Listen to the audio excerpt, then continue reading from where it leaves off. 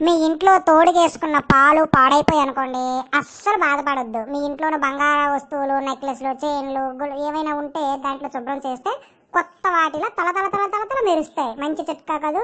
అలాగే మీ ఇంట్లో తీపి వస్తువులు, బెల్లం, పంచదార లేదా పిండి వస్తువులకి చీమలు పట్టాయి అనుకోండి, మీ చీమలు పడుతుంటే మీరు ఏమి ఇబ్బంది పడద్దు. 2 లవంగం మొగ్గలు అందులో వేసారనుకోండి, ఇంకా చీమలు దరికి రమ్మన్నా రావు. తెలుసు.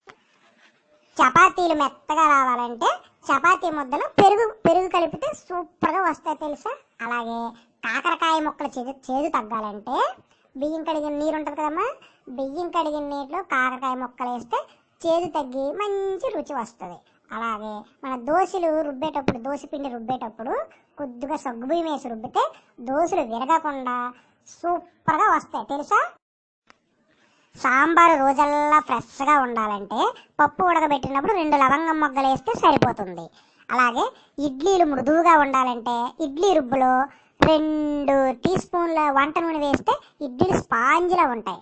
అలాగే మిక్సీ బ్లేడ్లు ముద్దుబారినట్టు అనిపిస్తే గడ్డుప్పు వేసి 2 రౌండ్లు తిప్పితే స్మూత్గా అంటే షార్ప్గా బ్లేడ్లు తయారవుతాయి తెలుసా. ఓకే. చికెన్ కానీ మటన్ కానీ ఉండేటప్పుడు బొప్పాయి పండు గుజ్జు అందులో వేస్తే మాంసం మృదువుగాను రుచిగాను ఉంటుంది. అలాగే నిమ్మకాయ ఎండినట్టు కనిపిస్తే వేడి నీటిలో నానబెట్టి 15 నిమిషాల తర్వాత కోస్తే మంచి రసం వస్తుంది. అలాగే కాలీఫ్లవర్ ఉంది కదా, కాలీఫ్లవర్ విడగొట్టిన వెంటనే ఉండేయకుండా 15 నిమిషాలు ఉప్పు నీటిలో నానబెడితే అందులో దుమ్ము పోతుంది, పురుగులు ఏమైనా ఉన్నా బయటకు వచ్చేస్తాయి. ఓకే, మీ ఆరోగ్యానికి మంచిది తెలుసా.